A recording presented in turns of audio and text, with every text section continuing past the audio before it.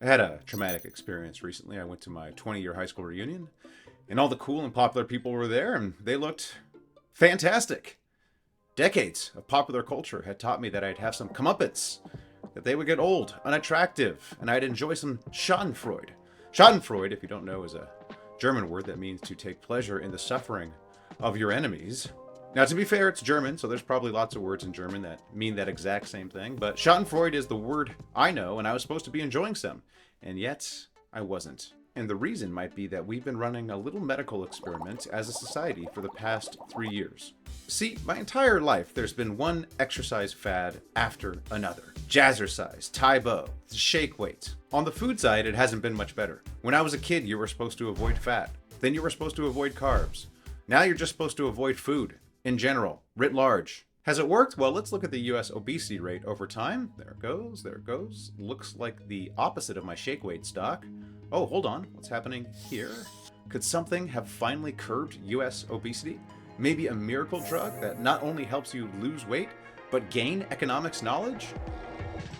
Ozempic and other GLP-1s have been around for a while, but they only began widely being used in 2022. And the price was very high, predictably, because the supply was low. There were capacity constraints at the factories, and demand was high because people want to lose weight. And any time low supply falls in with high demand, they're going to give birth to high prices. But there wasn't only high prices, there was a shortage, and that means the prices actually could have been even higher. Confused? Here's an example. There's a fixed amount of Taylor Swift tickets, low supply but high demand. Tickets sell out because more people want them than there are tickets. When that happens, the price skyrockets on the resale market. But this is the real market price, the price that equalizes supply and demand. That original price was too low. Demand exceeded supply there. Now, you may not like the price, think it's an outrage. You've been a Tay-Tay fan since there were teardrops on her guitar, and you deserve to see her. But hey, that's the market price. Anytime you have more people that want the stuff than stuff, you have to decide who gets what. When the concert tickets are first released, it's determined by who's connected, who knows somebody, who's willing to wait in line the longest. On the secondary market, like most markets, it's determined by who's willing to pay the most, the highest price. But see, there's no magic solution here. There are trade-offs. Oftentimes it's the job of the economist to say, hey, sorry, there's no rainbows and unicorns in life. There's no free Taylor Swift. Somebody is going to be unhappy. But back to Ozempic, the shortage means the price could actually have been even higher. Now, why isn't it going higher? Well, Novo Nordisk, the maker of Ozempic, has already signed multi-year contracts with insurance companies at the agreed upon price. Also, Novo Nordisk is a Danish company worth more than the annual GDP of Denmark. They're the big bad pharmaceutical company in many people's minds, and they're already charging $1,000 a month. They probably don't want to take the reputation hit and raise prices even higher, even though the market is telling them, hey, you could. Now, here's where it gets interesting. The shortage triggers a loophole. Novo Nordisk has a patent. So even if I can make Ozempic, I can't. The Danes will come for me in court. But when there's a shortage, the FDA says rival pharmacies can ignore the patent. So competition enters.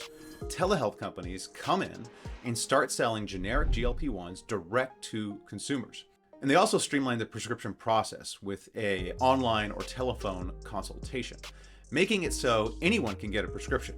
Well, almost anyone. So I'm not technically overweight, but I still would like a prescription.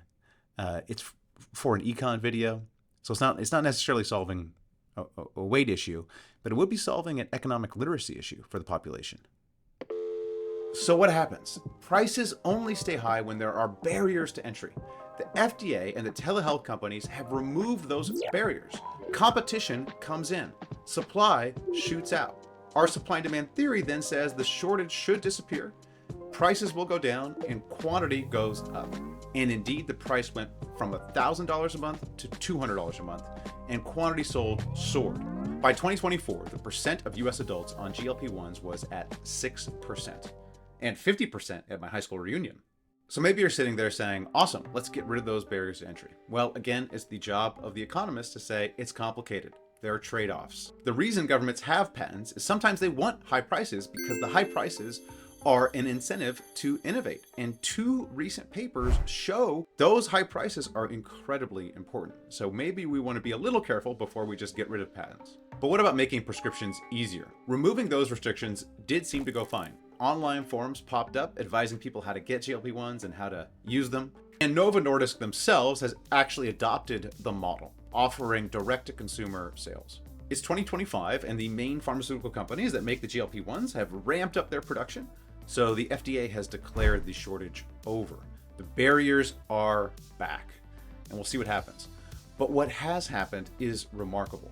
Famed blogger psychiatrist Scott Alexander summed it up. There were no more side effects than any other medication. People who wanted to lose weight lost weight. Patients had a more convenient time than if they'd had to wait for the official supply chain to meet demand, get a real doctor, spend thousands of dollars on doctor's visits, apply for insurance coverage, and go to a pharmacy every few weeks to pick up their next prescription. For the past 3 years, 2 million people have taken complex peptides provided direct to consumer by a less regulated supply chain, with barely a fig leaf of medical oversight, and it went great. Except, of course, if you're hoping for some schadenfreude at your high school reunion. If you'd like to look at these topics in more depth, head on over to our Substack. Or you can watch more from the Econ Nerds.